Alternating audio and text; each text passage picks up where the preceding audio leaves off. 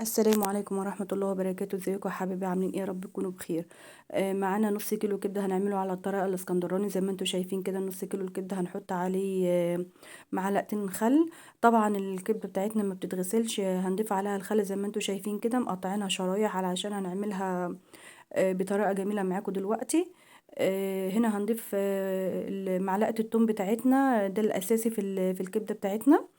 هنحط عليها معلقة كمون، فلفل أسمر، كزبرة ناشفة. طبعا الليمون ده أساسي معانا. هنبدأ نقلب كل المكونات دي مع بعض، وهنبدأ نضيفها على الكبدة بتاعتنا. طبعا زي ما احنا قلنا الكبدة بتاعتنا ما بتتغسلش، الكبدة زي ما انتوا شايفين كده. هنبدأ نضيف عليها كل المكونات ديت. هنقلبها تقليب، هنقلبها يعني معانا عشان تشرب من التتبيلة بتاعتنا زي ما انتوا شايفين كده. طبعا معانا بقى حلة، صينية، اي حاجة معاكي على البوتاجاز هنحط فيها المادة الدهنية بتاعتنا. معانا كده حتة ليا جميلة، هنبدأ نضيفها في الزيت، هتدي طعم للكبدة بتاعتنا زي ما انتوا شايفين كده. يا دوب بس تطرى معانا، هنروح جايين حاطين عليها الكبدة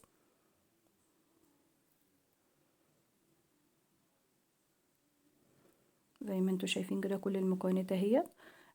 ما بتاخدش معانا 10 دقايق. بعد كده بتبدأ تشد معانا.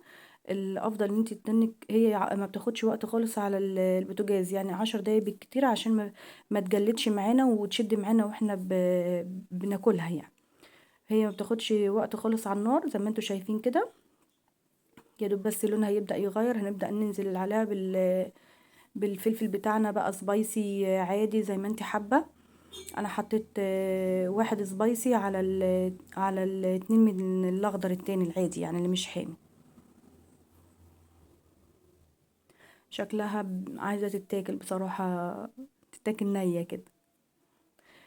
طريقتها سهلة وبسيطة جدا وحاجة كده.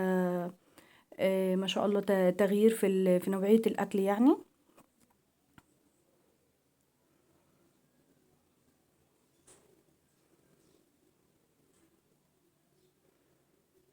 ما بتاخدش معانا وقت خالص. آه، معانا بقى العيش بتاعنا جاهز، العيش البلدي الجميل، الطحينة، الشيبسي، كل الحاجات دي كلها بتحب يعني بنحب ناكلها مع الكبدة يعني. هنا ضفنا الفلفل بتاعنا زي ما احنا قلنا. طبعا الملح بتاعنا بنظبطه، وهي دي شكل الكبدة بتاعتنا ما شاء الله بعد ما اتعملت بقى عيشنا البلدي الجميل. واشوفكم في الفيديو الجاي ان شاء الله. يا ريت لو عجبكم الفيديو لايك واشتراك للقناة. مع السلامة.